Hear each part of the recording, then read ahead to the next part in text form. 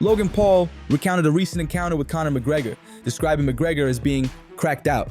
Paul shared that the interaction felt tense and that McGregor's behavior seemed erratic. Logan Paul remarked, "I was like, this guy's a madman." CHAEL SONNEN has revealed that Colby Covington is expected to fight Gilbert Burns next. SONNEN stated he will fight again, indicating Covington's active status in the sport. He doesn't need to fight again. But will he likely fight again? Yes. Will he likely fight again against Gilbert Burns? Oh. Also a yes. Okay. Before we continue, make sure to leave a like on the video to help support the channel. Renato Moicano has questioned the UFC's decision to release Jairzinho Rozenstruik following his loss to Sergey Pavlovich. Moicano suggested trying to send a message to heavyweights. The move has sparked discussions about the UFC's strategy for its heavyweight roster, especially since fighters like Tai Tuivasa are on a 4-fight losing streak. Strickland offered encouragement to Israel Adesanya following his UFC loss in Saudi Arabia. Weekend just going against Nassourdine Imavov. An unfortunate knockout loss, very hard to watch from our perspective. How about for you? No, I mean, at the end of the day, dude, Izzy's he made his legacy. You know, he made his legacy. He, like, if you want to continue to fight, but you've done what you've wanted done. You know, you don't really got to prove anything, man. You're a lasting name in the sport. Like, you've chiseled your name in it. No shame. You get older, it happens, you know.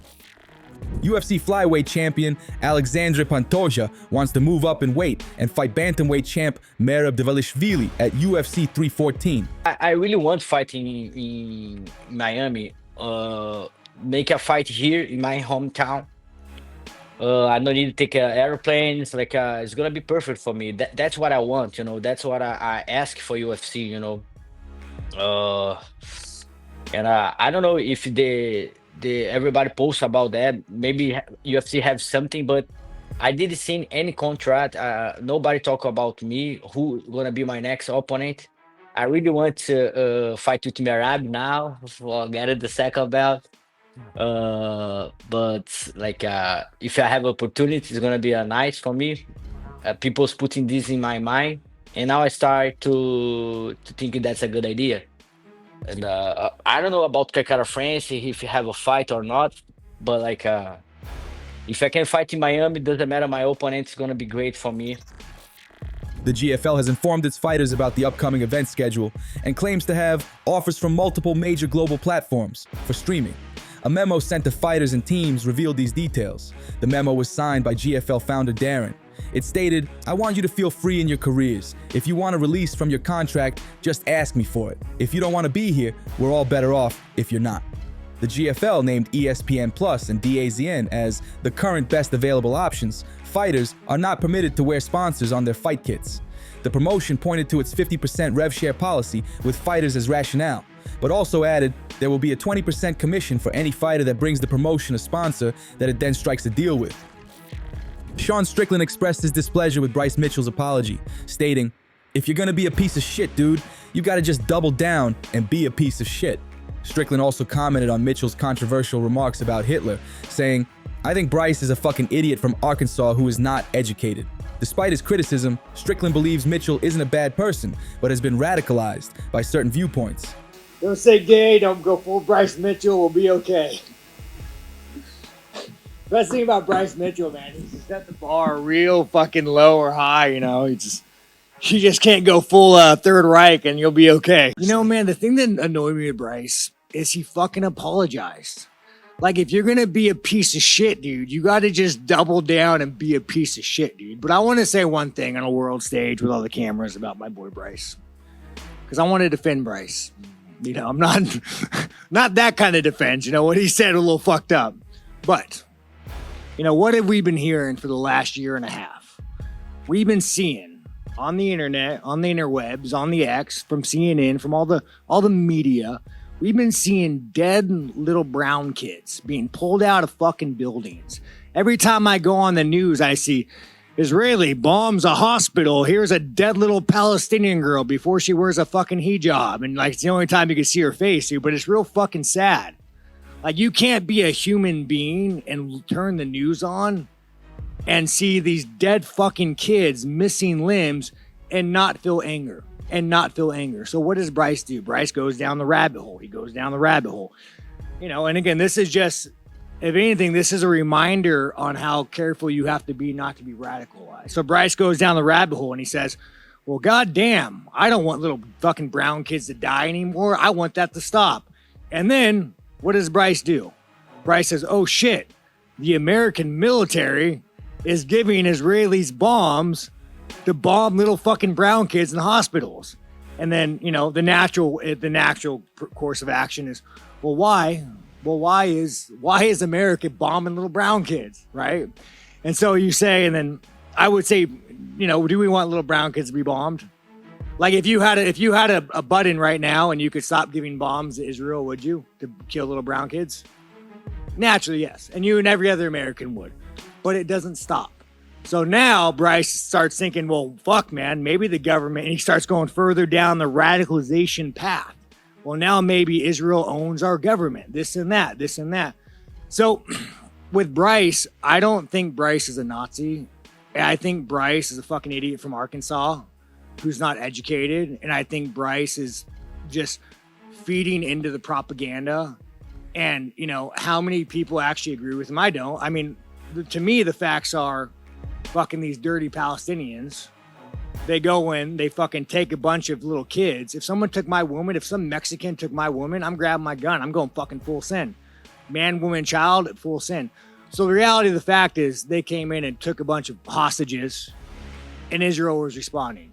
But that's not what you hear. You see dead little fucking kids. So, you know, while I had this moment, Bryce, you are a fucking idiot. You should not have said that. But he is being radicalized and a lot of people support him and it's wrong. But we must all look at the reasons why he said it and how he went down this path and move forward. CHAEL Sonnen suggests that Conor McGregor might be finished with the UFC. He pulled out of a fight with Michael Chandler due to a discolored pinky toe. According to Sonnen, this indicates McGregor may no longer be interested in fighting. Do you think we see him fight again? Do you think we see him fight in the UFC again? Oh, no. Ariel, he pulled out of his last fight, which was a record gate. He beat all of his own gate records. They said they had 25 million waiting for them for the live gate, and they still had $2 million worth of tickets to sale. I mean, I'm just sharing, like, he is over and he is a star and he was very much needed. And he pulled out of a fight. Dude, he pulled out of a press conference where they took an American company to Ireland, played the video game like everybody, and set up shop. I mean, it's a big deal to leave him hanging right there. Ariel, the official reason he did that is for a discolored pinky toe, which may or may not be broken and may or may not be his. He didn't take a picture of himself with the toe. He took a picture of a toe and posted it online, and it was discolored and purple, and I'm sure it was very sore, but with no evidence that it was broken or any evidence that it was even his. If you pull out of a fight because of a discolored pinky toe, which may or may be yours and may or not be broken, you're not fighting again. That's just the truth. If you haven't already, please like this video and subscribe. If you don't, you'll miss out on daily MMA news and people will think you're a casual. Michael Bisping shares Daniel Cormier's concerns about Alex Pereira cornering Sean Strickland at UFC 312, calling it a potential distraction. With Pereira's title defense against Magomed Ankalaev at UFC 313 just weeks away, Bisping elaborates, the reality is, for Alex Pereira, flying to the other side of the world a few weeks before his title fight, that a lot of people think is the toughest matchup for him at 205. For Alex Pereira, flying to the other side of the world a few weeks before his title fight against Magomed Ankalaev, that a lot of people think is the toughest matchup for him at 205, and I'll probably agree with that as well.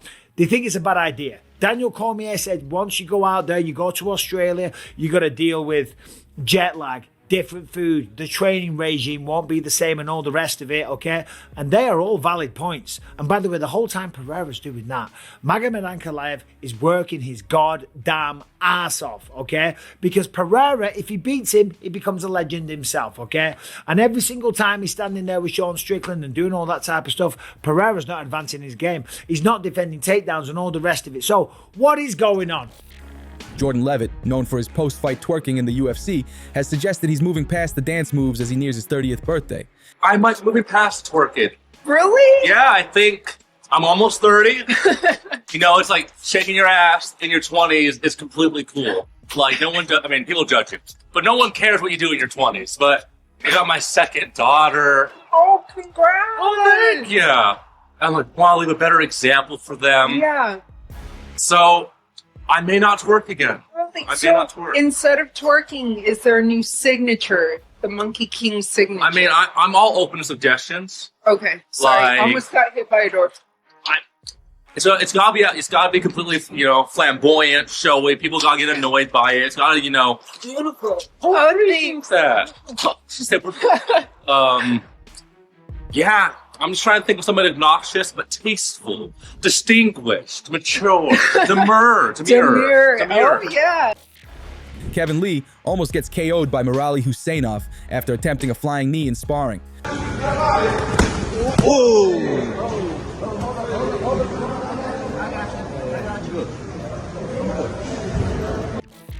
Demetrious Johnson couldn't remember Belal Muhammad was the welterweight champion.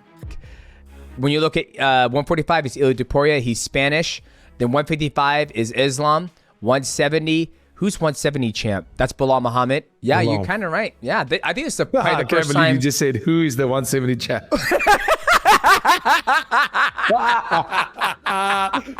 Oh, that's the best here. Fuck. I love Belal Muhammad. Dricus du Plessis saw that the fight with Israel Adesanya was the most nervous fight in his career. So, I mean, for 6 years, the man has been at the top of the pile, and he's been the benchmark of what you need to be able to beat to become the greatest in the world. But yeah, I've said it before, the nerves for that fight was something, I would say the most nervous I've been for a fight, even more nervous than fighting for the title itself, purely because knowing the pedigree that I'm fighting. You're fighting a guy that can literally, with one mistake, put your lights out. A lot of guys you fight, they're really good, but, you can get away with certain things because you can take one or two punches and afford mistakes. With a guy like Izzy, if you shoot at the wrong time, if your guard is down the wrong time, and with his accuracy and his striking style, he can put your lights out. I mean, we've seen this so many times with him. Din Thomas and Alan JOUBAN discussed the future for Israel Adesanya after his loss at UFC Saudi Arabia. Israel Adesanya is the second best middleweight that we have ever seen, behind Anderson Silva. That's without question. But when Father Time catches up and you start to just lose a little bit of a step in your technique and your athleticism, and a little bit of durability in being able to take that one shot that he might have been able to take 3 years ago and continue on and find the win, but now that one shot ended the fight. That's why John is so special. Israel Adesanya is still a great fighter, and he could still be competitive in the top 10, top 15 for a number of years. But is that who he wants his identity to be for the remainder of his career? It won't take away from his legacy. His legacy is set in stone. Number 2, best of all time, Hall of Famer. But does he want to continue fighting lower and lower down the ladder? That's the question that Israel Adesanya has to pose to himself. Well, that's just the thing. When you make it to the top, and Joe from Bayonne was like, oh, we said he was done. He's done, right? In my opinion, like at the top. But it happens to everybody. No one escapes that except for John Jones. Like it's a handful, and they're all in the Mount Rushmore. Even Anderson Silva fell off. Like, it happens to everybody. And I mean, this might be a bad message to send to fighters, but if you make it to the top, it comes crashing down harder than if you don't make it to the top and you kind of teeter around the UFC for a while. When you look at careers, guys who had great careers, like yourself, you know what I'm saying? Chris Slider, like myself, like we didn't make it to the top, but we teetered around the UFC for a while. We were able to get some losses and wins and lose, and it wasn't that big of a deal. But when you make it to the top, your losses are always magnified. Everybody's watching them, and it looks like a hard fall. It happened to Chuck Liddell. It happened to BJ Penn. It happened to all the greats, and that's just what's happening. That's all for today. Make sure you like, comment, and subscribe for more MMA content. And if you missed yesterday's news, click the video on the screen to get caught up.